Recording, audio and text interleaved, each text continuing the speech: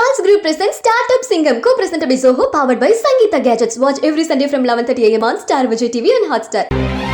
இந்திய பொருளாதாரத்தை 5 டிரில்லியன் அமெரிக்க டாலர் பொருளாதாரமாக உயர்த்த மத்திய அரசு இலக்கு நிர்ணயம் செய்துள்ளது. அதுவே 2030ஆம் ஆண்டுக்குள் 1 டிரில்லியன் டாலர் பொருளாதாரத்தை எட்ட தமிழக அரசு இலக்கு நிர்ணயம் செய்து பணியாற்றுகிறது.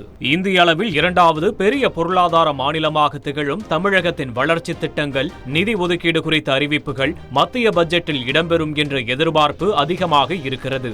தமிழக வளர்ச்சி திட்டங்களை செயல்படுத்த 26,000 கோடி ரூபாயை பட்ஜெட்டில் ஒதுக்க வேண்டும் என்று ஜெய்சால்மரில் நடைபெற்ற மாநில நிதியமைச்சர்கள் கூட்டத்தில் தமிழக நிதியமைச்சர் தங்கம் தென்னரசு கேட்டிருந்தார். சென்னை மெட்ரோ ரயில் 2ஆம் கட்ட திட்டப்பணிக்கு நிதி ஒதுக்கீடு செய்ய வேண்டும். சமக்ர சிக்ஷா அபியான் திட்டத்தின் கீழ் தமிழகத்திற்கு விடுவிக்காமல் இருக்கும் 2,152 கோடி ரூபாயை உடனடியாக விடுவிக்க வேண்டும். வெள்ள நிவாரண நிதியாக 6,675 கோடி ரூபாயை தேசிய பேரிடர் நிவாரண நிதியிலிருந்து வழங்க வேண்டும் என கேட்டிருந்தார். தமிழ்நாட்டில் தொழில் வளர்ச்சியை ஊக்குவிக்க துணை புரியும் வகையில் தாம்பரம் செங்கல்பட்டு இடையே 4வது வழித்தடம், திருப்பத்தூர் கிருஷ்ணகிரி ஹொசூர் இடையே புதிய ரயில் பாதை, அருப்புக்கோட்டை வழியாக மதுரை தூத்துக்குடி ரயில் பாதை, மீஞ்சூர் மதுராந்தகம் இடையே ரயில் பாதை, சென்னை சேலம் கோவையை இணைக்கும் மிதவேக ரயில் பாதை மற்றும் சென்னை கன்னியாகுமரி வழித்தடத்தை சீரமைக்க வேண்டும் என்றும் தமிழக அரசு கேட்டுள்ளது.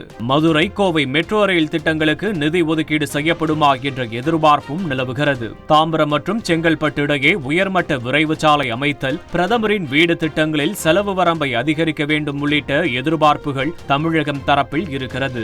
ஏற்கனவே அறிவிக்கப்பட்ட ரயில்வே திட்டங்களை விரைந்து முடிக்க நிதி ஒதுக்கீடு செய்யப்பட வேண்டும் என்ற கோரிக்கையும் நிலவுகிறது.